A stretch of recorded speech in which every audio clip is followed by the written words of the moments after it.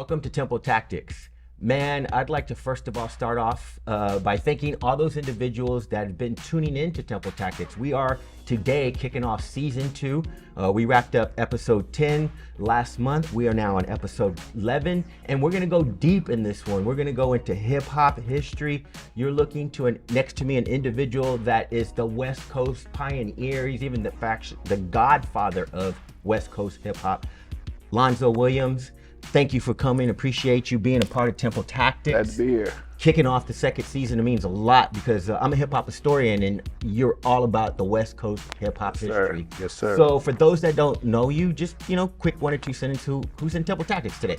You're dealing with Alonzo, the godfather of West Coast hip hop, man behind Dr. Dre, Eazy-E, Eve After Dark, Dudo, Skateland, Crew Cut Records, World Class Wreckin Crew, West Coast Record Distributors, all the above, just to get started.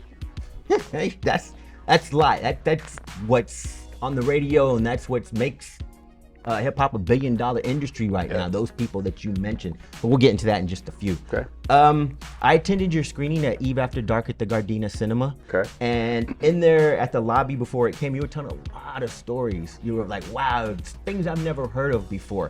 Those that are going to sit down and watch your documentary, what are they going to learn from Eve After Dark? They're going to learn the roots of Eve After Dark. Eve After Dark was, for lack of a better reference, the Sedgwick, 1520 Sedgwick of West Coast.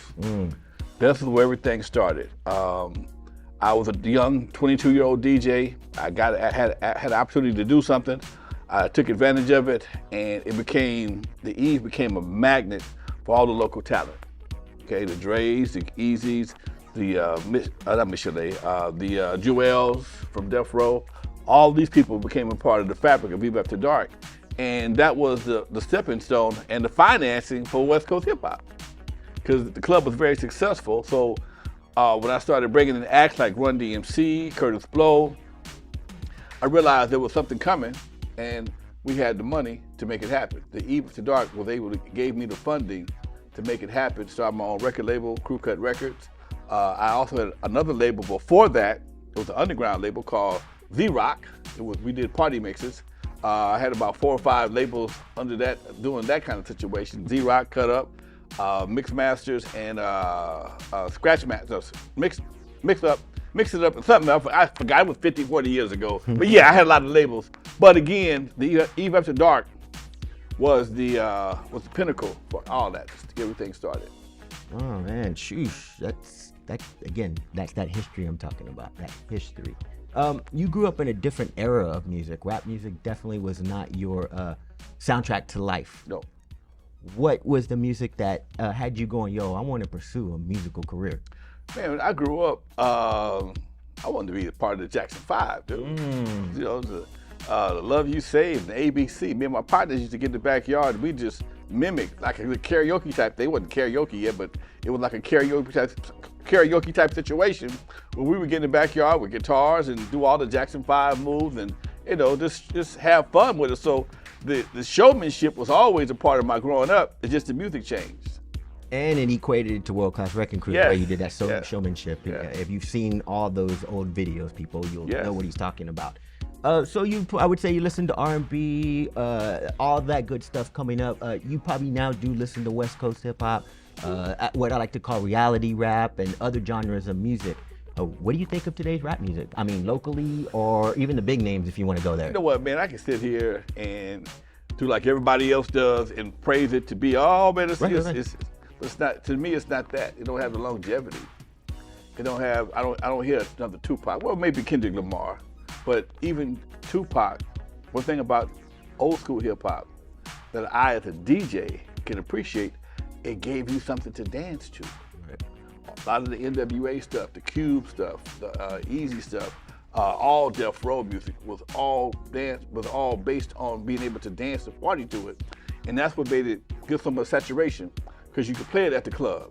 Okay, when you heard certain records come on the radio, you had to go to the dance floor. And nowadays, as a DJ, and I still play from time to time, I don't hear anything new that stimulates people wanting to dance. And that's where I think it fell off at. You have a lot of disrespect a lot of vengeance, a lot of hatred, a lot of braggadocious bullshit. Excuse me, braggadocious BS, and it doesn't have the fiber, the same muscle behind it, man. It's like, people doing things just to try and. My partner gave it a great name. Got a lot of shock hop. Okay, we got a lot of shock hop. Okay, and that's what everybody goes for, the shock value to try and go viral.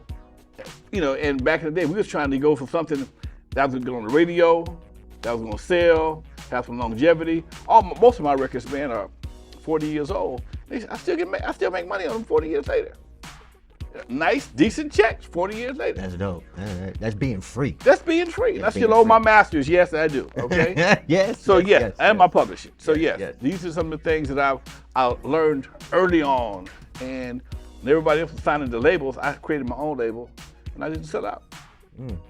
Can you tell us how someone at such a young age comes up to end up running into Eve After Dark, managing it and own it? My dad. Oh, okay. He watched my documentary, Eve After Dark, which is on Tubi. Little plug. Please plug it. You'll find out that my dad was a big part of my career. He was the first. He loaned me the money to buy my first set of turntables, some Sanyo belt drive turntables. Belt drive. It wasn't no 1200s yet, and I went to broadcast school. I invested in myself a long time ago. Fresh out of high school, I went to broadcast school, a school called Los Angeles, the Don Tracy School of Broadcasting. It was off of over by the Crenshaw Mall. It's no longer there, of course, but I did a 6 month course over there. Got a third-class broadcast license and was a qualified radio DJ. And disco was jumping off at the same time. I had some personal issues. My mom was sick with cancer. I couldn't leave California. I got offered a job, couldn't leave California. And disco was popping off, and there were no black discos. If they were only small clubs that played disco music from time to time. And some of my buddies started giving dances. And they would give what we call disco dances. And I adapted the name Disco Alonzo, okay? And it kind of worked out. And I started doing more and more shows. And me and a buddy of mine started renting a club off of Torrance Boulevard, Alpine Village. Another historical important part. We started renting Alpine Village, and it blew up. And because my mom, eventually she passed, I lived in her house. Her and my dad had split up. He'd come by and see me from time to time. And one day he called me on a Saturday morning, never forget, it was a Saturday morning. We only did Alpine on Friday nights. They always had something booked on Saturdays. So Saturday morning, he came by to do something. And I'm in my bedroom, I'm counting money. Where you get all this money from? It's like $400 or $500. And for at that time, 20-year-old dude, to have like $400 or $500 on a Saturday night. No wonder your dad asked you that question. My dad was, what are you doing? Okay. And I told him what I was doing. He said, ain't that much DJing in the world. Because he didn't know anything about this art. And so I said, hey, my old man thought I was selling dope or something. Okay. So, hey man, don't kill me. He told me, if I ever catch you something, I'm gonna kill you. Don't kill me, don't hurt me, please, don't hurt me. Come by, I'm doing it again in 2 weeks. Come by and see what's happening. Just give me that, give me 2 weeks. And he came by Alpine Village 2 weeks later to make sure I wasn't lying to him. And it was off the chain. And he's like, well, what do you got? How much you pay for this? What do you do here? What's on that? Then he went and told his buddy, who had just built a second floor to a banquet hall over his nightclub. That was Eve After Dark. And I went over to his buddy's office with no intentions whatsoever of opening a nightclub. I'm just trying to I know the guy. I'm trying to get reintroduced so that I can rent it a couple times a month like Alpine Village. Right. And the old dude said that, nah, if you want this, you gotta take it every week. Huh? Every week? Yeah. Nobody had ever done that before. Nobody had ever done that. I'm 22 years old. I just got fired from my last job. I'm 21 because my birthday was a week before I opened the Eve After Dark. Damn. I was 21. The Eve opened on June 22nd, 1979, and I just turned 22. And that was the beginning of West Coast history. And like I said, he told me I could have it every week, and it started off very slow in the beginning, but eventually it picked up and became the hottest spot in the city. Yeah, for sure. Let's talk about that. Eve After Dark was not just a dance club. No. You had contests, popping and locking, comedy sets in there, rap performers, early rappers came in Right. there. Tell us about that. Who were some of those people? Well, people like Robin Harris, D.L. Hughley, Dr. Dre he worked there. DJ Yella worked there. I had access to the whole building. So even when I didn't do Eve After Dark on the second floor, I could do the first floor, do an off night at the some club downstairs, which is called Jeffy's. And it just gave me, he gave me the free reign of the venue to bring in kids upstairs and adult venues downstairs. So by doing that, I would go to Hollywood to the Comedy Store on Sunday nights, on my off nights, and I would talk to Richard Pryor. I talked to David Brenner. I talked to everybody. Right now, you didn't know this guy's important. I would talk to everybody. I thought I turned this thing off. Alonzo Williams, right here, world-class Wreckin crew. I would talk to everybody like I'm talking to you. Back then, everybody was broke. We're talking 45 years ago, man. And all these up-and-comers at that Everybody was time. up-and-coming, okay? And some of them would come to the club, hang out. They were looking for places to perform. There weren't any other comedy clubs, especially for black artists. So we had a little room in the back of Jeffy's, and we called it the Babylon room. That's where we did all our dirty stuff. So they told Nice name. blue jokes back there in the whole 9 yards, and it became a workout room for up-and-coming artists. Okay. And then Robin Harris, he would come up and host Eve After Dark on Saturdays for a while. So it just then I have singing contests. That's where I met Joelle from Death Row. She come up there and nobody can compete with her. Nobody. I mean, I didn't even talk about her that much in my book, but some people I forgot about, rest of the soul.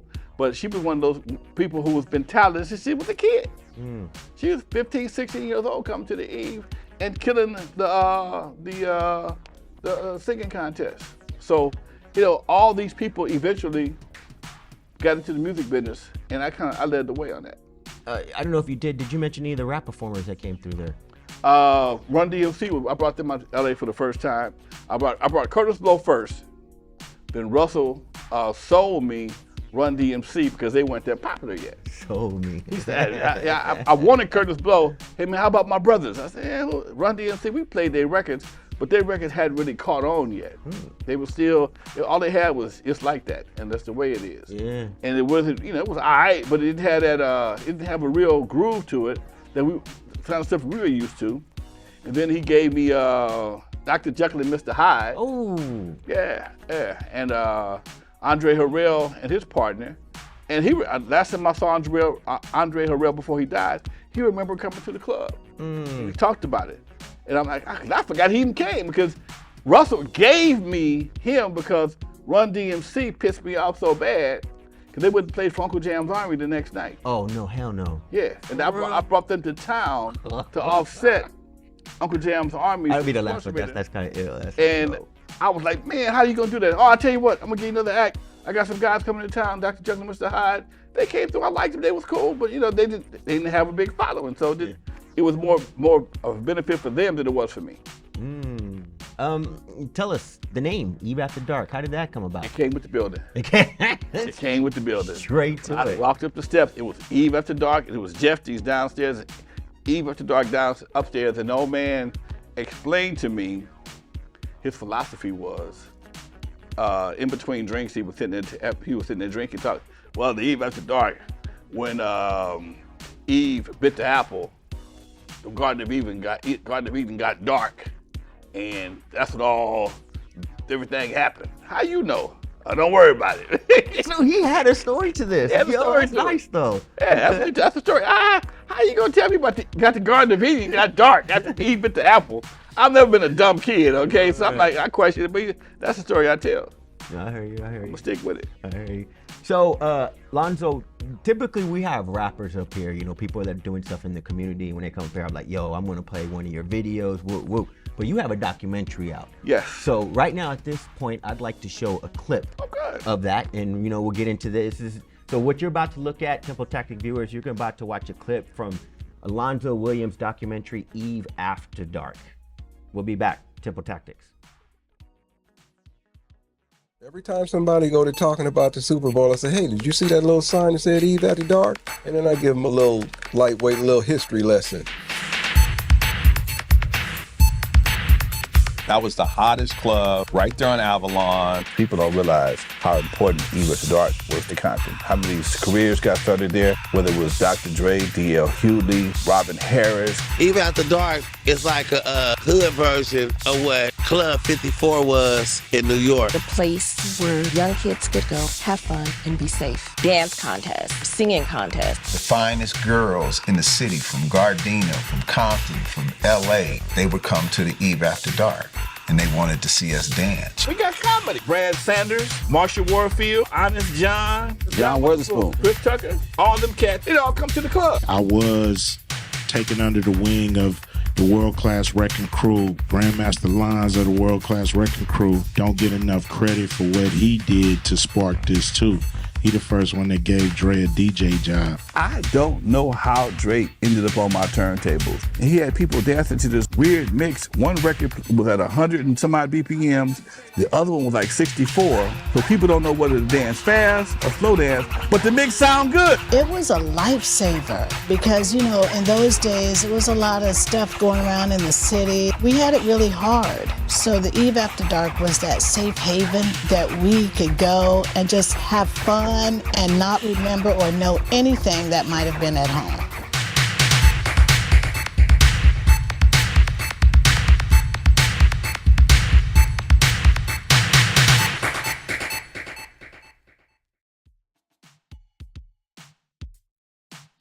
Welcome back, man. You just saw a clip, Temple Tactics. You saw a clip from Alonzo Williams' documentary, Eve After Dark. You can catch it on where at? You can catch it on my channel, the Compton Entertainment channel, available on Roku, Fire Stick. All you gotta do is go to your App Store or Google Play or your App Store and download the Compton Entertainment channel. You can find it on Tubi. It's two different versions though. Oh, okay. It's two different versions. It's also on YouTube. The Tubi version and the YouTube version are a little bit more polished. Okay. But in the version on my channel, which I've seen, it's a little more street. That's where I watched it. Yeah. And then I saw it at the Gardena Cinema, Right. or whatever. It's a little more street, so a little bit more raw. So we had to, sometimes when you go to a certain level, they ask you to clean up certain things. Right. So on the other version, we kind of left it raw. Okay. So let's get back into Eve. In 1979, you're managing this teenage club in Compton, border LA, if I'm not mistaken. It stays open till 4 o'clock in the morning. Sometimes 5. We advertise on our flyers 10 to 6 in the morning. Ooh. So, what did you charge to get in Eve After Dark? And the reason I asked that question is you also gave lifetime membership cards out. What's up with all that? They had a lot of promotions on television. 99-cent burgers, 99-cent this, 99-cent that. You can go to Wendy's and get a cheeseburger for 99 cents back in 1979, okay?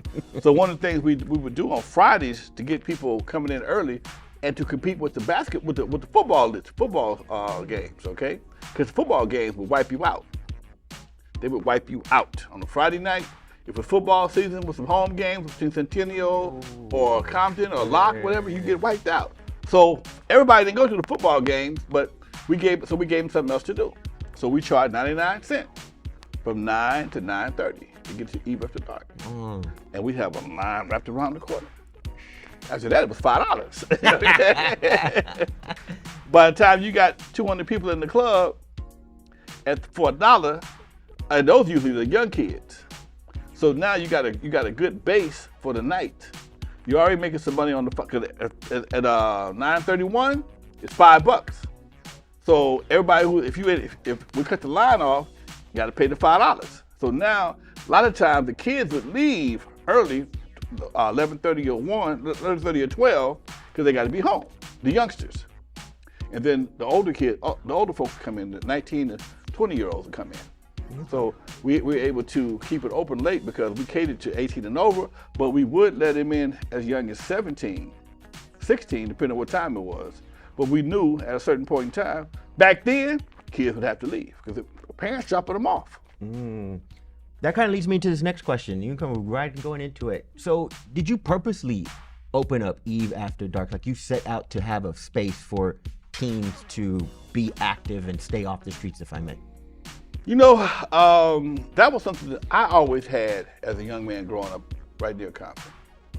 We always had events at Campanella Park, Gonzalez Park. My elementary school, I went to St. Albert's in Compton. They'd have noon dances, and after school dances, Friday night dances, sometimes Saturday night dances. My first DJ gig, my first regular DJ gig was at Regina Chaley in Compton. I would play there. Alonzo Williams. Oh man, I turned this thing off. I thought I turned this off. That's all right, man. Allows me to look at my notes real quick to get ready for that next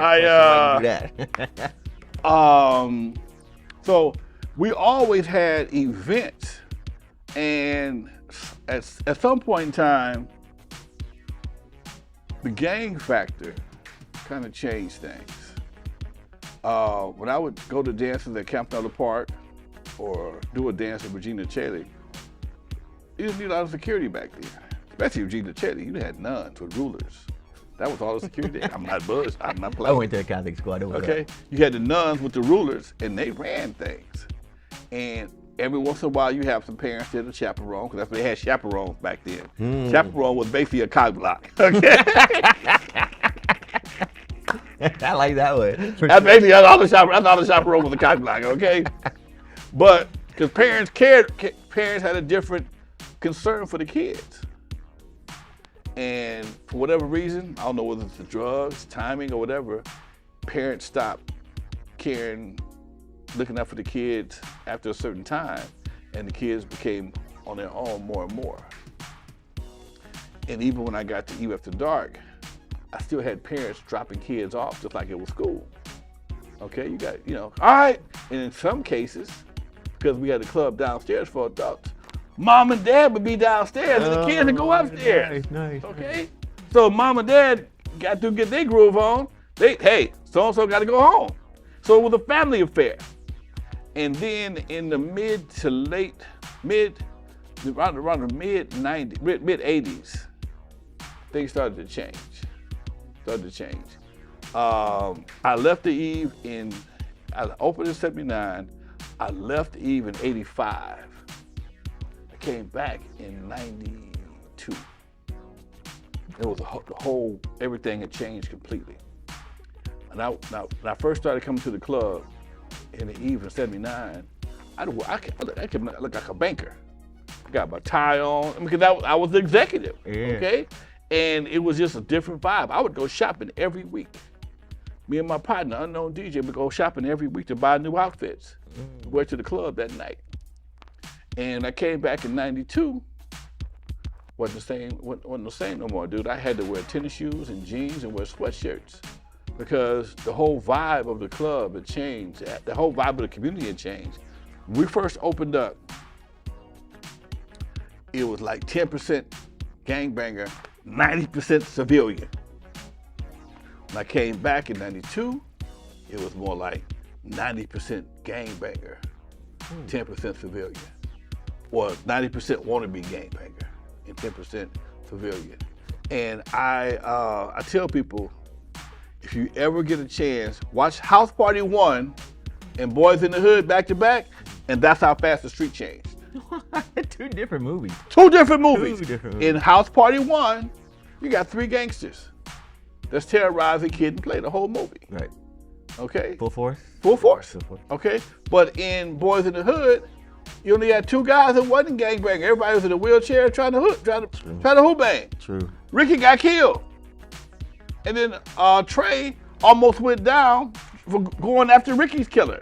Good analogy. Okay, so this is how the streets changed for me, and to stop being fun.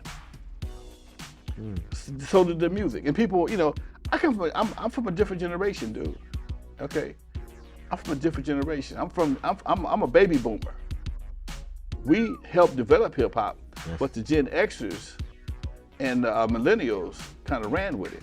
Okay, that's why I couldn't be a member of NWA in the very beginning. I was there when gangbanging first hit the streets of Los Angeles. I left Centennial High School in 1973 to go to 74 to go to Gardena because of some gangbanging issues. See, gangbangers are willing to crash and burn for the slightest reason. Disrespect, somebody say the wrong thing, you gonna get a gun, you gonna shoot somebody, or get killed for even less. And being a man of logic, I can understand the purpose. I still don't. And this is just Alonzo talking. So when these guys who I know were not real gangbangers decided they want to do that, I couldn't support that. And I still stand on that today. And everybody knows that everybody knows now they were kind of acting for the most part. Right. But when certain people, even on my podcast, which I'll be doing today at 6 o'clock, NWA Stories with Alonzo on YouTube and on Facebook, people call me the hater because I didn't follow that footsteps. It's like, if you know your kids are not capable of doing something, that's like having the little fat kid play baseball with you. You know he can't run. You know he can't run. Why you gonna pick him first? Think that's the one I would pick, okay? Right. So that's all, man. I don't mean I ain't trying to diss nobody. No. But I knew I knew the inside. Yes.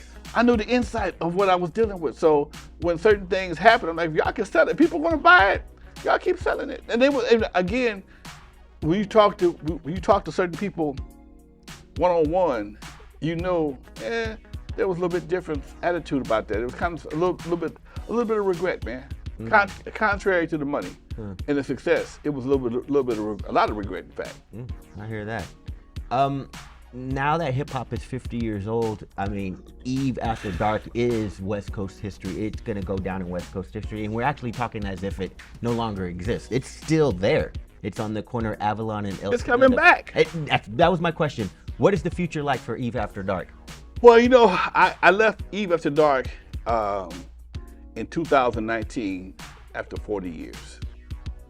Okay, I ran that club for 40 years, off and on. Okay, had access to it 40 years. The guy who owned it, Jeffrey Harris, was a good friend of my dad's. Me and all the sons, we were super cool, grew up together. And old man got sick, and he decided he wanted to shut it down. Excuse me, oh man, that's that fillet of fish. In 2022, when Dre did that tribute in the Super Bowl and made Eve After Dark a worldwide name, the son who runs it called me up, hey man, we got something, we need to do something with it. I said, we sure do. And he made me an offer I couldn't refuse, so we're looking to relaunch Eve After Dark 2.0. 45 years to the day. June 22nd of this year is a Saturday night. And we plan to bring it back 45 years to the day. And your birthday's in that month. My birthday is a week before, June 16th. Ooh, there you go. That's a goal right there. Yeah. So yeah, we're looking to do all that, man. And we're gonna it's being remodeled.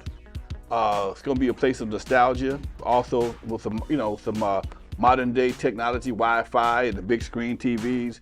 But some of those TVs that we playing, we're screening videos and things of that nature. We wanted to put it on the map as a tourist attraction because Eve After Dark is definitely a tourist attraction. And right around the corner with Skateland. Yes. And yes. Dodo's, right? Dodo's are right next door to Skateland. See, that's all important historical landmarks, if I may. Those are all housing developments now. Yeah, exactly. Eve After Dark is still standing. Of all the venues that have been a part of the fabric of West Coast hip hop, the only one still standing is Eve After Dark. Alpine is standing right now, but they got the big bad wolf is about to blow it down. Right. And then there's the rhodium where you use Rhodium still there, yeah. And that was something. I was just finished reading Soren Baker's book. I'm a big audiobook fan, and I was his history of gangster rap. Okay. And I listened to it, and as I'm listening to it, it shows me how much people don't know. Oh yes, very true. About West Coast hip hop. Very true. The Rhodium swap meet it was already a swap meet, but Steve Yano, the guy who ran Rhodium swap meet, him and his wife Sue. I met Steve in the streets. I was selling my bootleg records, and when I sold bootleg records, to me it was like selling dope. I'd walk in, look around, see who's in the store. Oh, is anybody here? No, come on. All right, so I load the records. Because at the time, on every record, back in the day, it says, illegal copying is a federal offense. Oh, yeah. Okay? And I always thought the feds was looking for me. The feds might find me, it's VIP or whatever. So one day I'm down on Pico. And I get ready to pop my head in. And the guy who ran the store, his name was George, and he was talking to Steve, and George said, "Come on in, man." So I'm like, "Oh shit, I don't know this dude right here." And so I got a dolly full of records, and he's like, George opened up the box, and Steve says, "I've been looking for you." I'm like, "Uh oh." You're ready to bolt. George said, "No, he's cool. He said, "Now I heard, I've been seeing these records around, man. I want to buy some." Am I being set up or what? He said, "No." The guy said, "He's cool, man. He's cool." So me and Steve became super cool. So Steve became one of my best customers. R.I.P. to him. I mean, he would buy hundreds at a time. In fact, I would have a Rhodium order.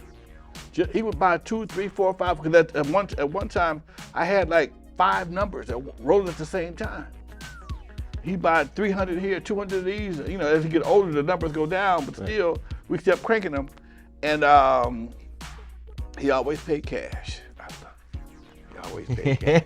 Love that part. You love cash. Yeah, and that's how he got into the the fabric with us.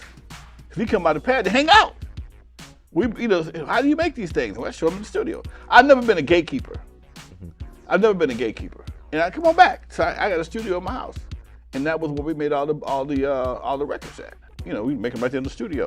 And he saw what he was doing, and he invited Dre. And sometimes I'd have Dre take some records down to the studio, to swap meet, and they get to mix it, and they all became buddies. But again, these are some of the things in hip hop that people don't know. Right. You know, I brought a lot of players to the table. Greg Mack, when he first came from Texas to California, one of the first people he met was me. He took over K-Day. He took for K-Day. Greg Mack from K-Day. When he first came, I just shut the Eve After Dark down. I was about to move to Dudos. I was a little paranoid. And again, I had these bootleg records. And Greg heard one of these bootlegs, and he says, I want these every day for the traffic jam. Oh, okay, yeah. And he would give us the records and tape to make them. And Dre and Yellow would mix them, and I would shoot them up to K-Day every day. But in exchange for doing that, he would promote Dudos on the traffic jam. The traffic jam is brought to you by the World Class Wreckin Crew. You can find them every Friday at Dudos Music Center, 135th and Central. Oh, damn. So it was a great deal for me. Yeah. So we all made money, and that blew us up. And we kept making records, and then eventually he got his own mix masters. But we started making legitimate records. We made Juice and Surgery, and he played them. And so plus our first gig in LA, the first gig World Class Wreckin Crew ever played in Los Angeles, we opened for New Edition. Oh, where at? Fremont High School. Fremont High School. Yeah. K-Day had a contest, and the best school who did the most something or another won a free concert with New Edition. I didn't know who New Edition was. They were little kids. They're like 13, 14 years old, man. I didn't know these kids. Yeah. But when they came on the stage, they lit that stage up to no end, and all the girls got to screaming, and then we brought them to Dudos that night. Oh. And that's how it works. again. And The money. So yeah, we had I mean, these are the kind of things that that if you weren't there, you'll never know. right. You know, I justify it, I explain it to a lot of people that it's primarily, unlike Cool Herc of New York, all these guys around the same age, Grandmaster Flash, Africa Bambaataa. Right. I'm older than everybody else. Okay, I'm older than Dre. I'm like 8 years older than Dre. Now here's another secret. Dre grew up on the same block as me. Oh, His okay. dad lived down about 4 houses from me. Okay. I'm 12 years older than Cube. You're more like a mentor. Yeah, so when I opened Even at 22, Cube was in the 5th grade. Yeah. He in the 5th grade. Okay. Historically, that's not. See what I'm saying? Yeah, So yeah. they didn't grow up with me like that. So my story is unique to them. They met me, Cube met me after Eve After Dark. Dre met me, I knew about Dre. I seen him in the neighborhood back. I'm hanging out with an 8-year-old kid. I'm 16, he's 8. What we doing here, okay? Right. Sing R. Kelly, okay? So when he came to the Eve, I must have been 25, he was about 16 or 17. Oh, very young. So again, why would this 27-year-old man be hanging out with a 16-year-old kid? Someone got skills. You know, he because of the club, that's how we connected. So these are some of the things. Well, how come Dre don't talk? He don't know the stories. He don't know. Dre never partied with us at Alpine. He never did the Biltmore Hotel, the Queen Mary, because even when I had the Eve open, I still would do outside gigs. I do gigs at the Queen Mary. Oh, okay. We put 1,000 people at the Queen Mary and had an after party at the Eve because we stay open at 5 or 6 o'clock in the morning. I do Alpine Village, bring the whole crowd back to Eve After Dark. After party. Same thing at the Biltmore Hotel downtown LA. After party. Damn. So I had a notorious run in the 80s. Notorious. Again, and I had my own money. Everything was self-financed. I had a different history. But again, most people don't know my history like that. Again, that's why I have to tell. That's why I don't mind doing these kind of shows to share these stories, because it's a whole nother history before NWA. True. I just happen to be a part of all of it. True. I heard you're a historical archiver, and what I mean by that is you had donated some world-class Wrecking Crew clothing to the Rock and Roll Hall of Fame, if I'm not mistaken. I have. I just got it back. My question is, you obviously know that the Universal Hip Hop Museum is opening in the Bronx this summer 2024. Had they hit you up? Yes and no. Speak on it if you mind. We had a meeting about this last year, during the 50th anniversary of hip hop, and they asked me to donate some items to the museum. And I'm like, you know something? Right now I have colleges and universities that are looking to buy a lot of my archives. I still have all my stuff. I just picked up some items today from the Hip Hop Till Forever, Till Infinity display they had in Hollywood. Yeah. Okay. I had some items down there. Ah. I just left there today picking up some stuff from there.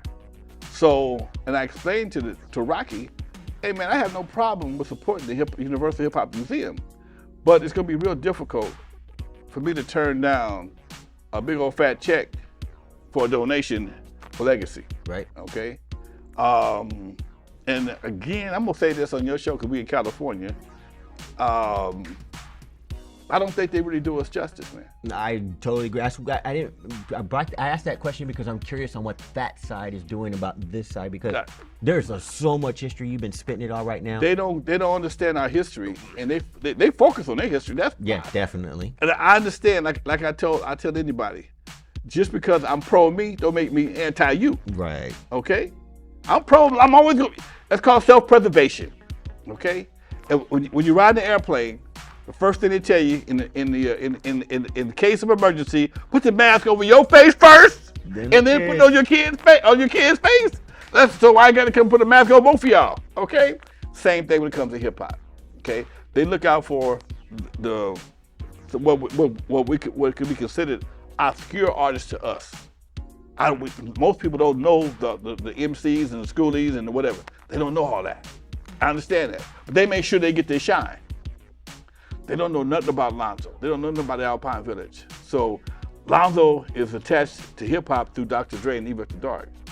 So the story that I have that will compare to 1520 Sedgwick might not have the same value to them, or my costumes might not have the same value to them as it would be someplace else. Right. And I just saw Kool Herc do an auction with Sotheby's. He made like almost $1 million. I listened to the whole thing and I'm like, why would I donate my stuff to the museum when the founder, the one y'all give him founding credit, took a bag for his? Now, he might have. I got a ton of stuff. I'm not saying I won't have a display there. I won't have something, there available.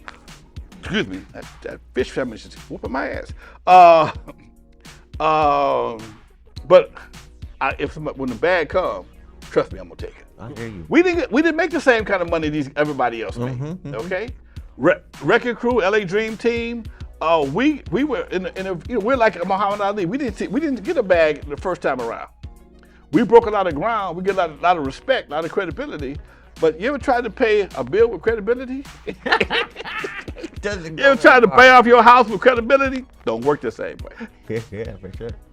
Yo, we're about 3 or 4 more questions and we're out of here. But I wanted this to be more about you. I mean, a lot of people probably know that history, maybe they don't. But you are portrayed in the movie Straight Outta Compton. Yeah. And we know how Hollywood does movies. Yeah. Especially when it comes to historical movies, there's discrepancies in films. Out of Straight Outta Compton, just tell us one thing that you're like, yo, that didn't happen. And I'm sure there's many in there, but share one with us. The fact that every time you saw us in Straight Outta Compton, somebody was drinking. Ooh. Every scene in Straight Outta Compton, I got Courvoisier, I got drinking, I'm doing something. Never happened. Nobody ever drank at that time. Giella has never been a drinker. Dre started drinking after he left World Class Wreckin Crew. Right. We all know that. Alcohol and weed was never a part of that era. I'm glad to ask that question because, that's Hollywood for you. Yeah. You know what I'm saying? That is Hollywood for you. And I'm glad to hear it straight from the mouth of someone that was on the set, was portrayed in that movie because, people take away what they see. People, and you'd be surprised, man. I have to argue with people about what I did and what I did. They're still telling you shit? How are you going to tell me I did, okay? Well, I read, you thought you might have been misinformed? Okay, I've actually had to argue with people about my legacy. How do you do that? Right. You might want, if you listen, you might learn something. But people are afraid, and I've seen this in a lot of different scenarios. A lot of people are afraid to be wrong. You've been indoctrinated with something so long until when you get faced with the truth, you can't accept it. That means you got to admit you're wrong. You were wrong. You were misled. And in my book, when I open up in my book, I tell people, kids used to get mad at other kids for telling them that there was no Santa Claus, instead of being mad at the person that told you it was a Santa Claus in the first place. Right. Anyone lied, not me. I told my kids early, hey, no Easter Bunny, no Santa Claus. I'm that person. So if you're a kid, you were raised on lies, especially back in the day. Yeah, for sure. Easter Bunny, Tooth Fairy, Santa Claus, okay? So, and you grow up and you accept these lies as being true, but some kids were not taught that way. And on the schoolyard, you got these debates and fights sometimes. Well, it's the same thing in hip hop. I never forget, I was doing a show one time, doing an interview, just like I'm doing today. And this young lady says, God, this is Alonzo, he worked with Ice Cube. Oh, he was such a gangster. I said, what gang did he belong to?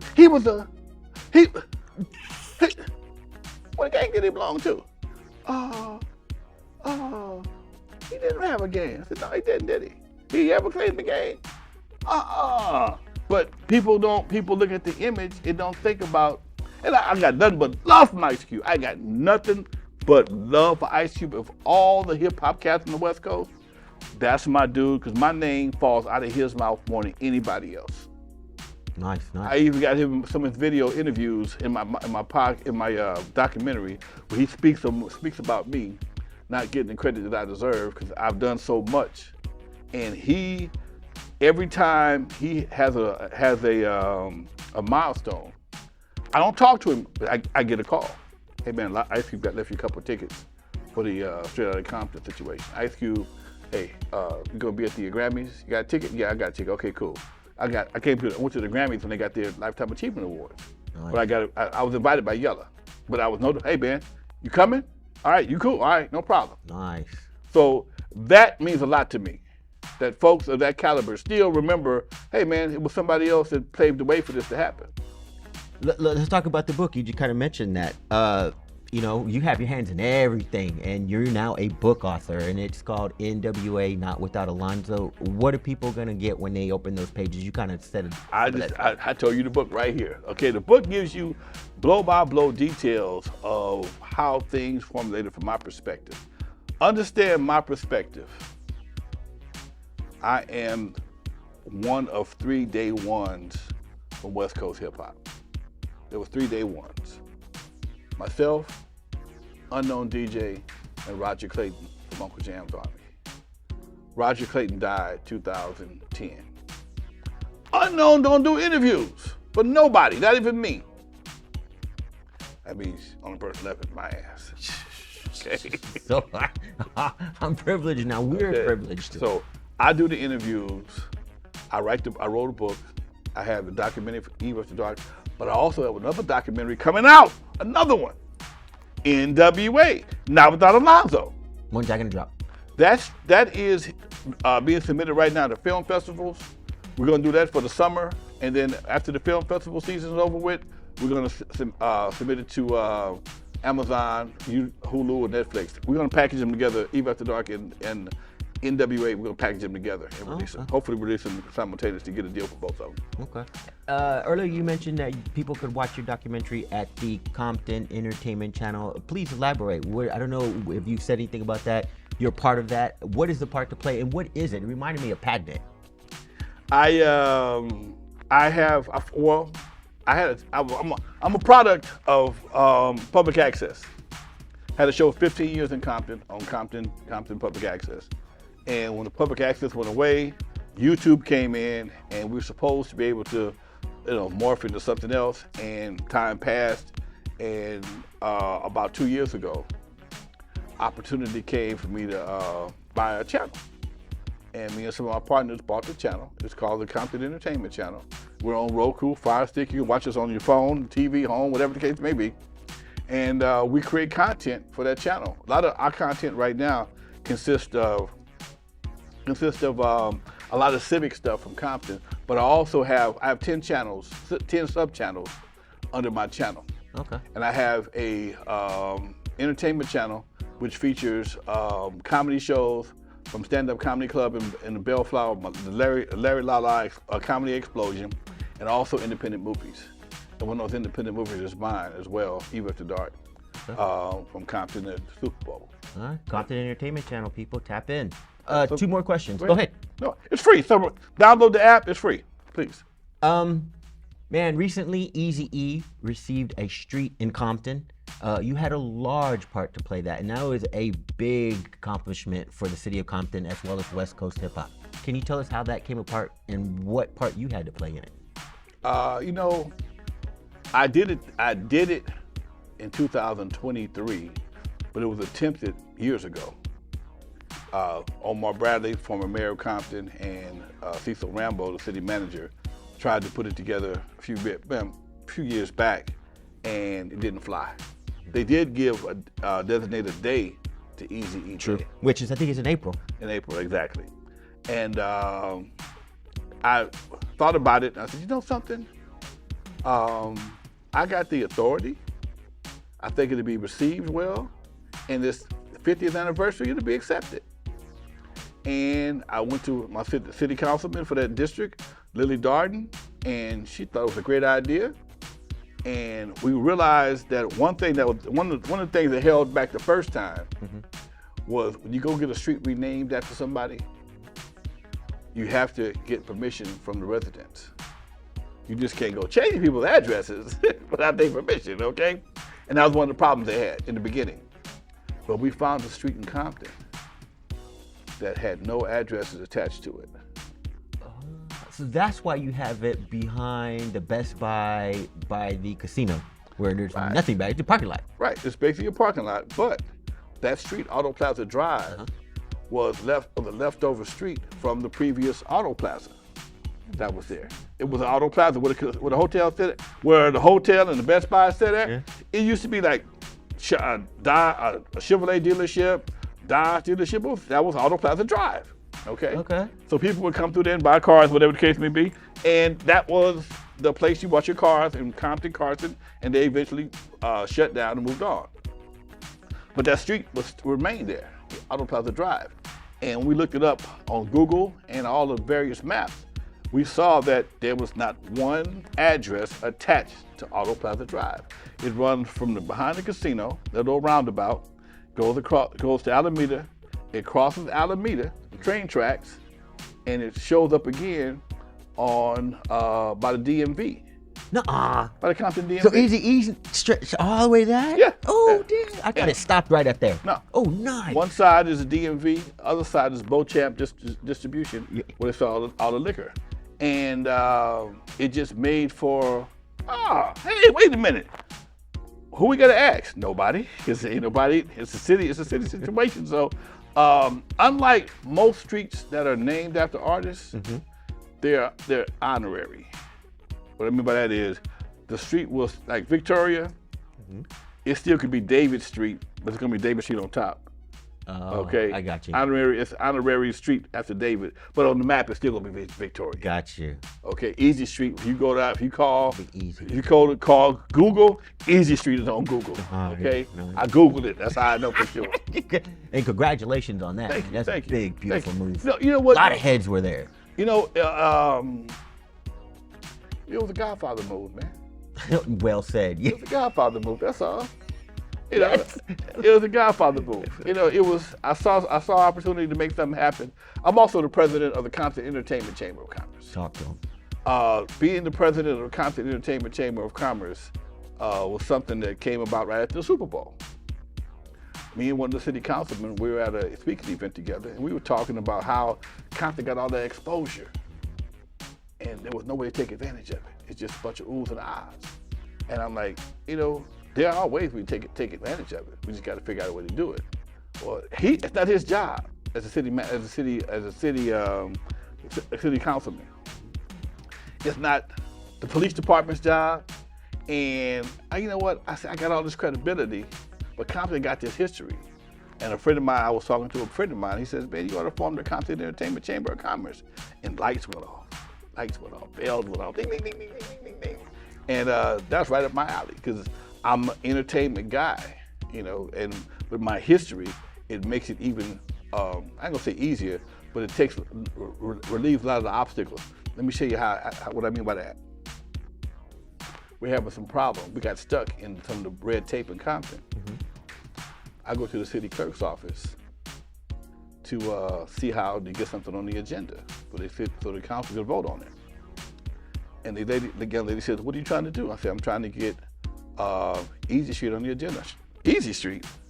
I said, yeah. She says, oh, hey, hold on, wait a minute. I said, you see Mumford Enthusiastic? I was on his label back in the day. Nuh-uh. Were you really? What? Who were you? I was with Menage a Trois. Come on. Never had a problem after that. What? Never had another problem. Let me just move this Let along. me move this for right you. along, okay? And that's what happens when you have a good relationship with people. Ties to the community. And ties to the community. And regardless, I had some pushback. I had some pushback. Regardless of what you thought his image was, he was a good dude. Yes. Yes. Regardless of what his stage image was, he was a good dude. And that's the part I had to convince some people. Hey man, you know, dude, he talked a lot of stuff on his records, but that dude would come by his house with his kids and with no problem. He bring his roll with his kids. There was no problem with him having his kids in his Jeep with him. Okay? when he would sponsor events for the kids in Compton. Right. I knew this dude's heart. So it didn't. What you're saying, you don't know him. You're going by his record persona.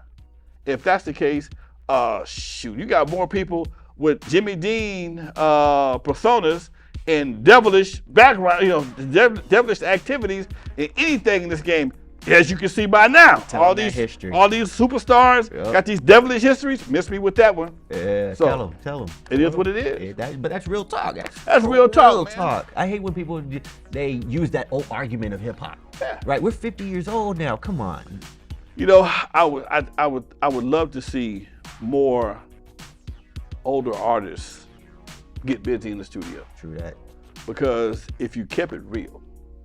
See, and me and a friend of mine was having a debate one time, Mo D. We were debating about artists and older artists doing stuff, doing music. Man, the kids ain't gonna get them kids. Like they say, fuck them kids. What you care about them kids for? Yeah, you got a different reality now.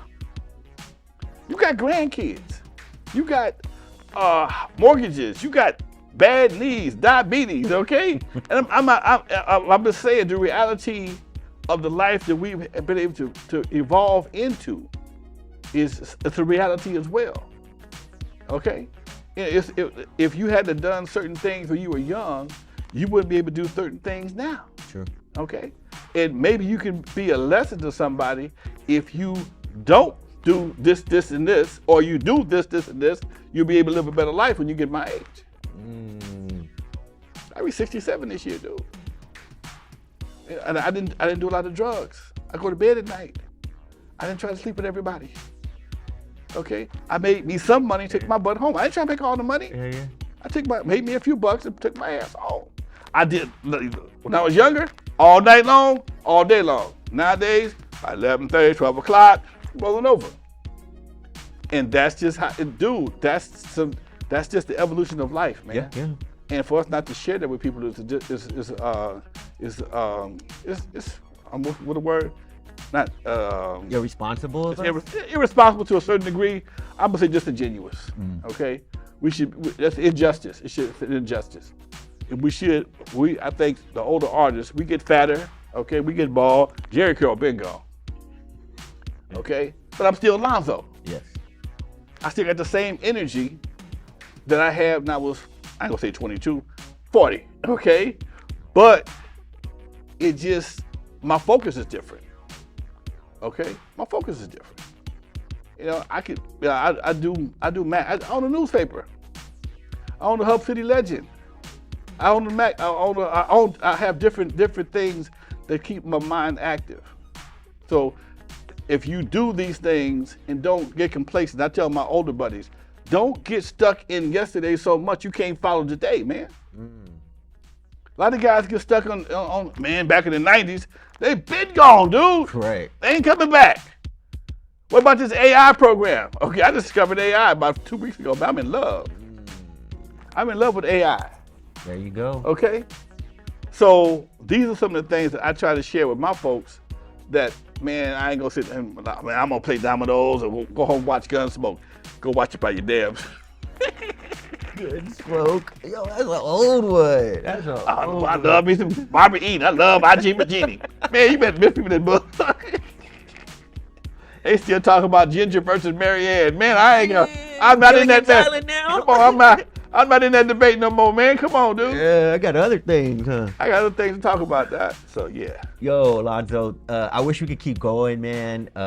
You have so much great stories. I mean, you were telling in the lobby at Gardena Cinema at your Eve After Dark premiere. Right. But I have one more question for you. I just kind of want to say thank you for taking the time to sit down and share this with us. We could have gone deeper, much more deeper. I'll come back. Come on. Come on. Last question I ask everyone that comes through Temple Tactics. What does hip hop mean to you? Hip hop, man, it means freedom. It means a chance to create something that nobody else has ever done. It's a chance to be your own man. I mean, without hip hop, I don't know where I would be. I'd probably be working for Caltrans on the freeway. You know, hip hop was my freedom, dude. Before hip hop, music was my freedom. when I told my dad I wanted to be a DJ, he told me I was crazy. And I proved him wrong. And hip hop helped me become who I am today. Without hip hop, I'd just be another bald head fat dude. But I'm the godfather because of hip hop. Thank you very much, hip hop. Ooh, you heard it right there. Godfather of hip hop, Temple Tactics, Alonzo Williams, World Class Wreckin' Crew. He has a book out right now, Not Without Alonzo, the West Coast hip hop history. Also, he has a documentary, Eve After Dark. Anything you'd like to say to the viewers before we out? Hey man, y'all can follow me at Real Alonzo NWA. If you want to hit me up, be on my mailing list. Send me your email at 424-256-9211. One more time, 424-256-9211. Send me your email address. I would love to put you on my email list. You get keep up with everything I got going on. And this man's got his hands in everything. Alonzo Williams, Temple Tactics, 2nd season, episode 11. Thank you, Alonzo. Much love, baby. You got it. Peace.